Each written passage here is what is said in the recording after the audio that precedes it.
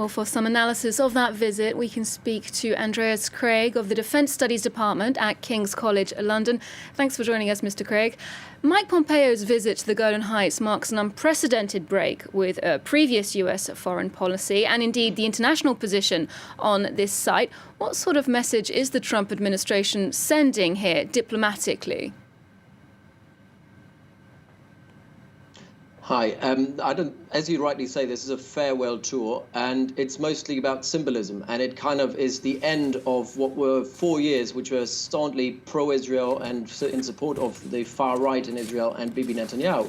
So what we see now is that Bibi Netanyahu is obviously under immense pressure domestically, and here he gets another farewell gift by Mike Pompeo and the Trump administration by basically showing that the Americans are supporting the Israeli position on the Golan Heights, as well as the Israeli position on the West Bank and settlements, because that's also something that's on the line for Mike Pompeo. So it's highly symbolic. It's something that obviously doesn't change the international environment. It doesn't change international law. It changes a bit the norms, and it creates certain fait-accomplis which have to be made undone by the new Biden administration coming in January.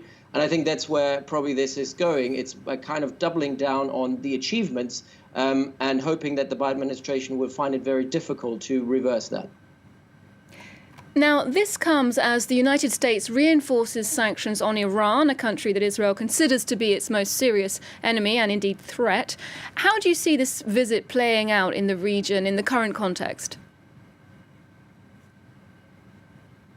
Exactly, and I think that's the subheading of all of this, what's going on here. So this is not about the Golan Heights, this is not about the West Bank, this is not about the peace process, but this is about a Donald Trump that in the last 70 days of his office wants to create more fait accomplis and potentially provoke Iran into a military confrontation.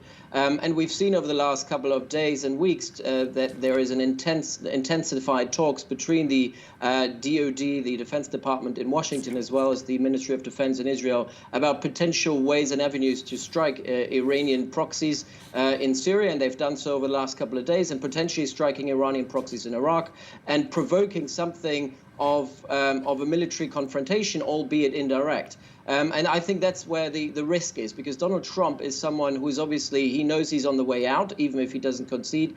But he also knows that he has a one-time opportunity to create havoc in the region and, support those people who he ideologically supports on Iran, which is the far right in the neoconservatives in America, as well as the far right in Israel, and obviously people in Saudi Arabia and the UAE who also want some stronger position on Iran. So I think this is a very dangerous situation. I hope that the Israeli security establishment will tell the Americans that there are no feasible options here to strike Iran directly, but potential options to strike Iran indirectly within Syria. But all that is obviously at a highly delicate point where things could flare up in the entire region as Trump is leaving office, and the transition is creating a potential constitutional crisis in America.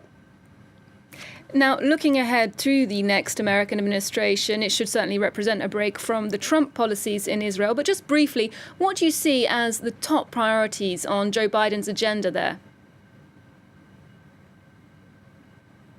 I think Biden has already made it clear that he doesn't see maximum pressure as having worked on Iran. He wants an approach of engagement, possibly going back to the JCPOA. And when it comes to the peace process in the Middle East, I think what we will see there is that he will definitely reverse the statement by the Trump administration of saying that the settlements are not illegal. He will take a position of saying they are illegal. But what he won't do is probably moving the embassy back from Jerusalem to Tel Aviv.